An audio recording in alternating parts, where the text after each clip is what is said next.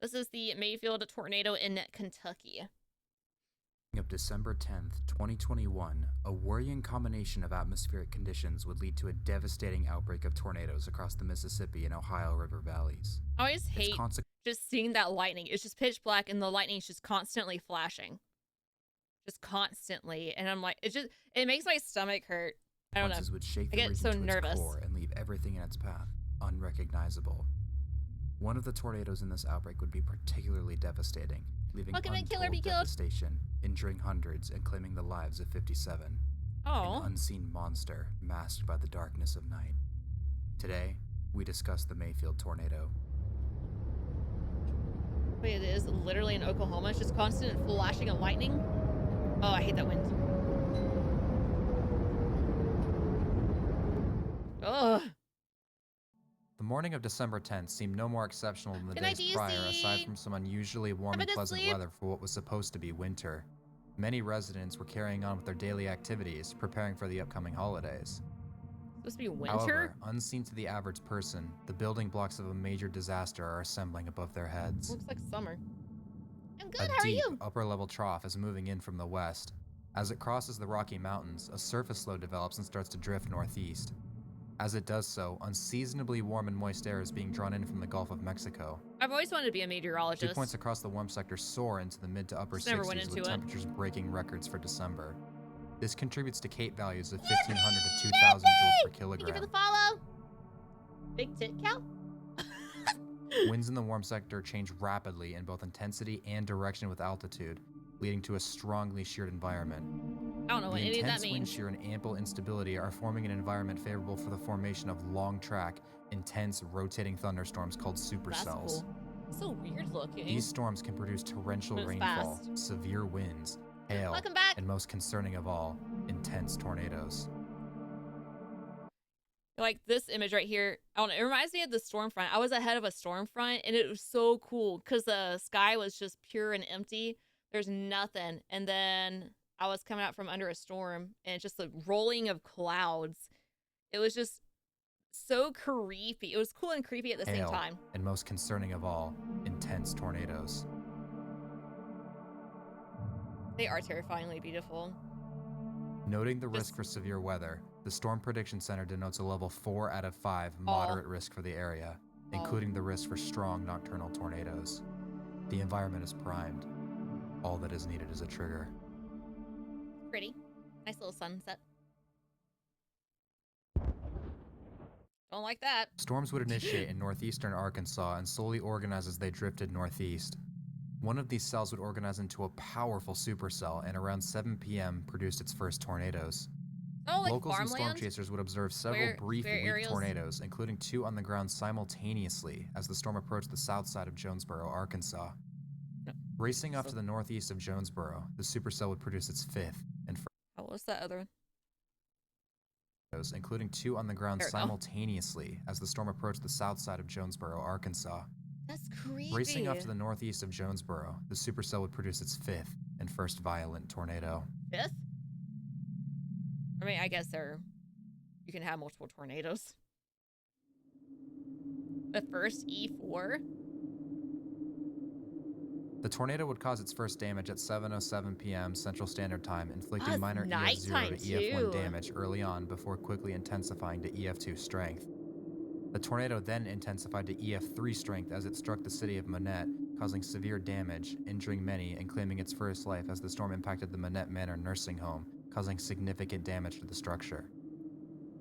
The tornado would continue to cause severe damage as it impacted the town of Leachville, I've seen someone Arkansas, play one actually. I didn't know it existed. Another life as it destroyed a Dollar General. That was a Dollar General? The tornado fluctuated in intensity as it crossed into Missouri before abruptly. Why is everything square, by the way? All these are perfect squares. It's called Outbreak. Is on Steam at the moment. Oh. It always fascinates me. Yeah, I figured it was all farmland and stuff, but it's so funny how all these are just perfect little squares everywhere, and they're all like almost different colors. It's so crazy looking to me. Violent as it approached the town. I'm not used to like super flat lands and everything. Damage and claiming 2 more victims, one of which was tragically a 9-year-old girl. Oh. I've never seen purple sky before. Maybe it's just a picture. I don't know, but I don't like that. The tornado would again become violent after crossing the Mississippi River into Tennessee, impacting the town of Tiptonville, where 3 more would perish.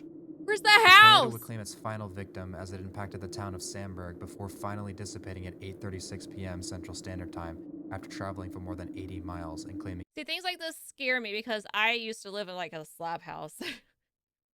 I don't want that to happen. 8 lives. This tornado, with estimated peak winds of 170 miles per hour, received an EF4 rating. Following this EF4, the storm began to cycle as it approached the Kentucky border. It's like a horror thing you got going on in this video. The tornado would inflict its first damage near the Woodland Mills area before racing off to the northeast and rapidly intensifying as it crossed the border into Kentucky. My house at least has On approach to Casey, Kentucky, the tornado became violent, sweeping many structures off their foundations and badly damaging the fire department. The tornado claimed 1 life and injured several others before exiting Casey. Damage here would peak at low-end EF4 intensity. The lower radar is wind return. The tornado continued its track to the northeast, carving in deep scour marks and trenches into the ground, indicating it was still extremely violent. The tornado continued to inflict significant damage as it drew closer and closer to the city of Mayfield, Kentucky, a city of more than 10,000 people. The debris ball is now coming into Mayfield. Send some prayers to Mayfield right now. That's one thing you never want to hear from a weatherman. When they, first of all, when you stop and stutter because you're trying to find the words to stay, hello? Send some prayers to Mayfield right now. And when they say, send some prayers, yeah, that... let's keep our friends in prayer. The tornado roared into the southwestern fringes of Mayfield around 9:25 p.m. at EF4 intensity, obliterating several well-built structures, sweeping their foundations clean of debris and shredding a candle factory to the ground with more than 100 workers inside, resulting in 8 deaths and numerous injuries. With it now clear that a violent tornado would hit the heart of Mayfield, the National Weather Service issued a tornado emergency. At 9:26 p.m., Mayfield was swallowed by the ferocious winds of the tornado. There's nothing. The twister directly impacted the downtown area, destroying several well-built multi-story buildings as it carved its way through the center of the city.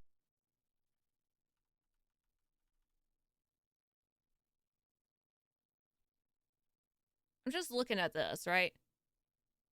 The whole roof is ripped off. This is just completely blown up. This has its roof ripped off. And then there's these two. And here, right, and here. It's not like a straight path. It's like, I'm going to choose you, you, and you. And kind of you right here. And the rest of these are basically fine. That's weird.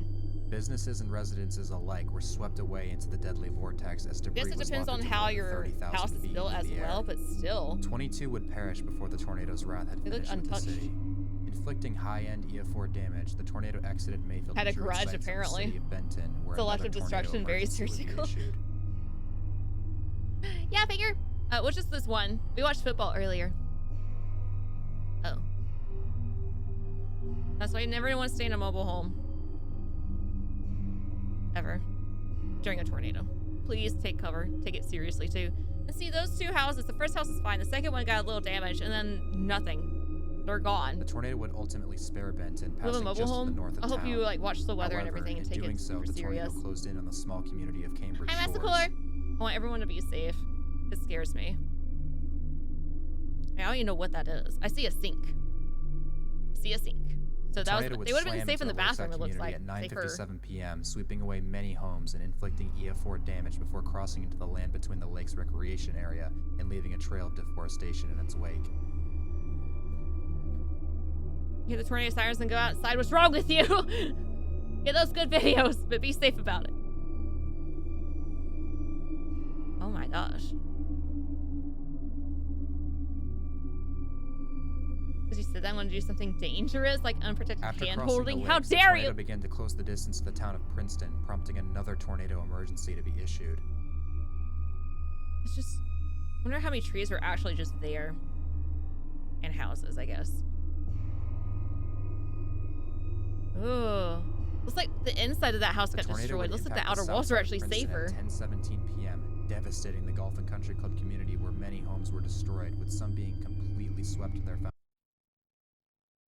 You know this house is probably, you know, made very well, made of brick or whatever. It has a very nice in-ground pool. It looks like these are like the bushes or something. Why are they still there? I don't know what was here, but it's gone. This house is completely gone. And you know it was a nice, strong house. The tornado would reach the rich people shit. And claim 4 more lives before exiting the town, carving deep cycloidal marks into the earth. That's actually kind of cool. How it's just spiraling. The way it's spinning. That's cool. The tornado then approached the town of Dawson Springs, again prompting yet another tornado emergency as the mile-wide wedge roared into the town. At 10:32 p.m., the tornado made a direct hit on the residential side of town at EF4 intensity. This is so weird. First of all, the metal wrapped around the trees is freaky anyway. It looks like here's the path, but then frick those houses right here, but this house is fine. Like, can you imagine being this house and then you go out to your front porch over here and all of this is just gone in front of you? Flattening entire neighborhoods and shredding buildings down to their foundations. This is like apartment building a here weird would be dismantled down to just a few interior walls on the lowest level, and several industrial buildings would be seriously damaged. A photograph from one of the homes in Dawson Springs would be lofted by the wrath of the twister and was later found more than 120 miles away in Indiana. Oh my gosh. 14 would tragically perish here before the monstrous winds of the tempest moved on. The tornado continued on its track, impacting a few other small communities to the northeast of Dawson Springs at EF3 intensity, flattening or completely your neighbors sweeping away pissed you like it was planned, while probably. Rapidly closing in on the small community of Bremen, where the National Weather Service had issued another tornado emergency. Which tornado was it where, like, the lady, it was really sad. It was on live on the news, and the lady's like, I'm looking for my dog. Amongst all, like, her house basically looked like all the wood and everything everywhere. There was nothing left of it. And then they hear it, and it's climbing out of the rubble, and it's fine. It's completely fine. It's unharmed. Joplin, and maybe? I don't know. But the dog was completely unharmed. And it was I hate that sound! Oh!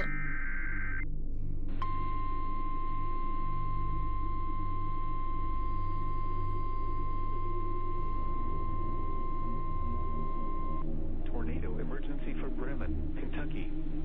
The National Weather Service in Paducah has issued a tornado warning for northern Muhlenberg County in south central Kentucky. I don't like that sound. Southeastern McLean County. Can I go outside? Kentucky until 11:15. Jimmy's just ready. Hi, Punish. The tornado approached the north side of Bremen. It suddenly intensified to near EF5 strength, obliterating several well-built structures and sweeping their slabs completely clean of debris. Yeah, I mean, it's just clean. It's like a brand new slab. And denutting. The ground was scoured. Several vehicles were thrown, and the debris from slabbed homes were windrowed through the farmland by Look the at that house. Oh, there we go. I'm on the footage of the monster tornado was captured by Eddie Knight as it passed just to his south. The thing is, it's at night, so it looks like this. The only way you can see the tornado is during the lightning storm over here, which is creepy. Ugh. I don't like the wind. Through Bremen, the tornado would sweep away several more homes, scouring the foundation and driveway. You just see all the trees Several poorly falling. constructed residents and manufactured homes would be completely destroyed and swept away as the tornado finally left Bremen, taking 11 more lives with it.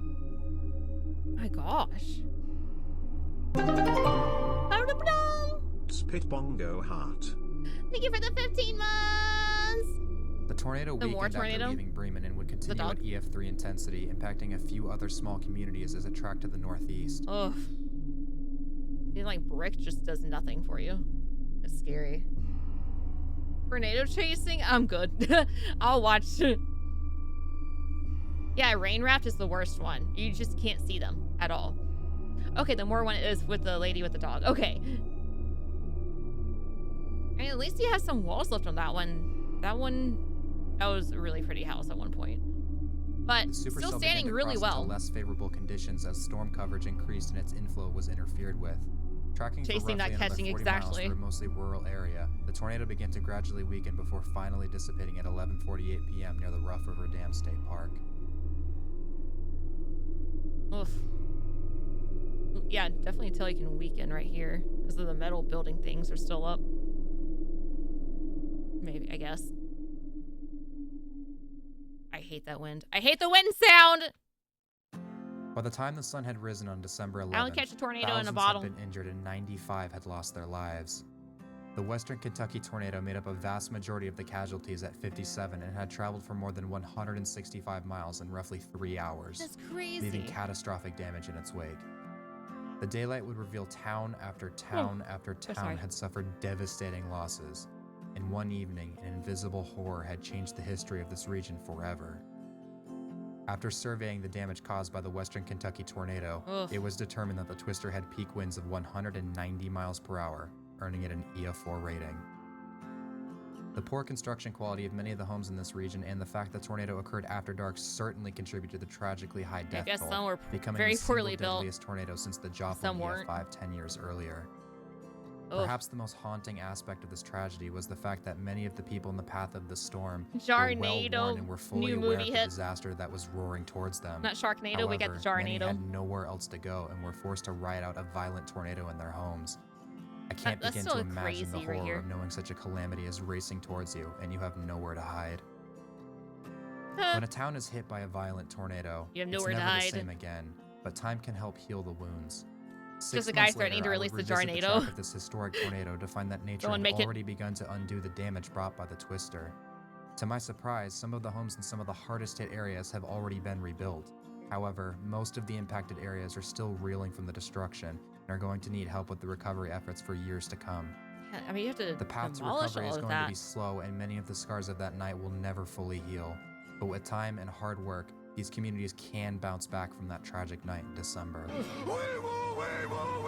They had a lot of wee-woos. That's insane. And just seeing the lines is what's really creepy too. That's so sad though. Just one day you had trees that they grew back? They didn't die. The fallen trees are growing still. That's insane.